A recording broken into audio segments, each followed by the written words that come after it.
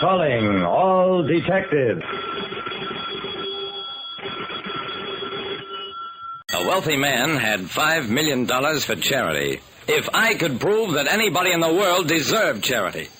That is the problem on this page from my casebook. The casebook of Jerry Browning, private detective. Don't think that every case a private detective like me, Jerry Browning, gets involves desperate crooks.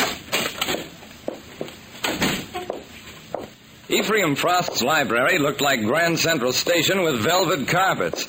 I walked past about a mile of books and found Mr. Frost seated in a red leather wing chair. Ephraim Frost lived up to his last name. His smile was icy, his hair was snowy white, and what he had mostly was cold cash. Browning, I'm an old man. When I die, I shall leave over $5 million after taxes. I have called you here to help me determine how that money shall be spent. I sat down. Mr. Frost, I'm a detective, and you need a lawyer. Don't trust my lawyers. Fact is, I don't trust anybody. I stood up. Well, it's been nice meeting you.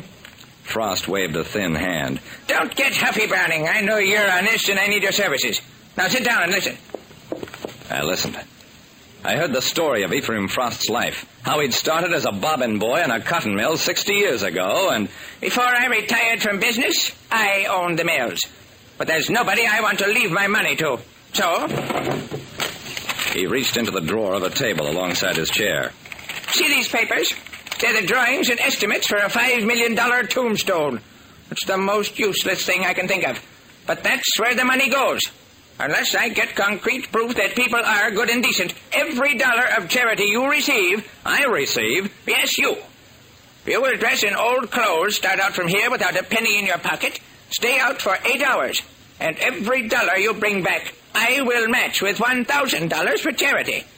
Naturally, your fee will be in proportion. Is it a deal? I took a deep breath.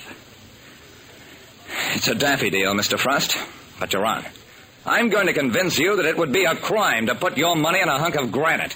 And you know me, Mr. Frost. I solve crimes, but I also prevent them. An eccentric millionaire challenged me to prove that people were generous and kind-hearted. In one of the bedrooms of the Frost mansion, my wacky client watched me empty my pockets. The door opened and a servant came in carrying a bundle wrapped in newspaper. I managed to find the garments you requested, sir, in an establishment called Uncle Teddy's Resale Shop. Old Ephraim grinned wickedly. Leave them here, Benson.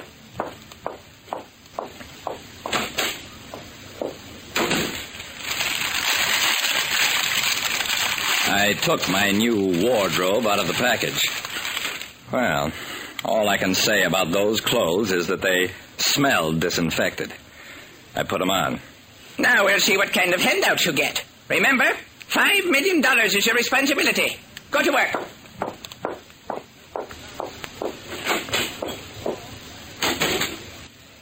I went, but not very far.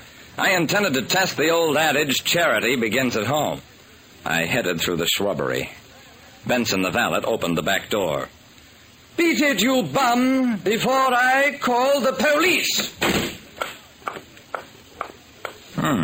Not a very good start. And it got worse. You can't fool me, pal. I've seen these Trambo get-ups before. That's how I had a dress for my lodge initiation. Sympathy I'll give you, but not a cent. Beat it. I did. I headed for the corner of Elm and Vine, one of the busiest intersections in town. Saw a blind beggar standing in front of a drugstore. How's it going, buddy? The blind man put his hat in front of his face, removed his glasses. Oops, I thought you were Eddie, my partner. He waits on 10th Street. Say, you look hungry. Come on. The blind man led me into the drugstore, and we both sat down at the counter. A double order of ham and eggs for my friend. Just give me coffee. That was the start of it. I got fed by old ladies, old men, a young couple. But in money, I'd collected not even one thin dime. I tottered out of the business section to the park, sat down on a bench next to a man reading a newspaper. I took off my hat, leaned back, closed my eyes, and brooded. 6 of my 8 hours were up, and I had a full stomach, but no money. And then it happened. Somebody, I never did see whom, must have been struck by the mute appeal of my empty hat. Without a word of sermonizing, they dropped in a quarter and 2 thin dimes.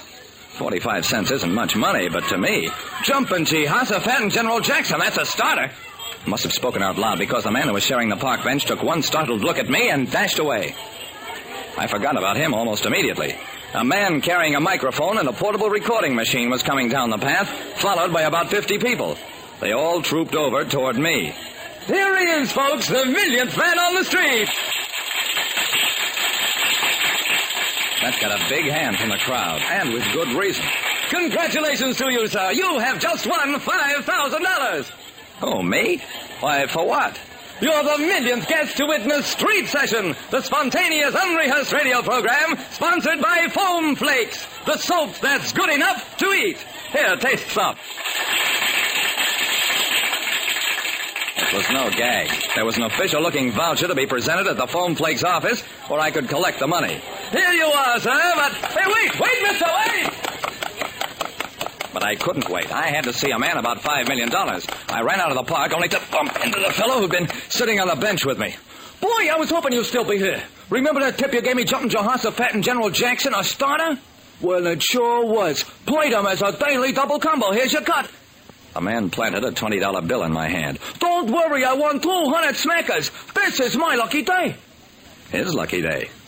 Well, maybe he was right. It was a good day for the race. The human race.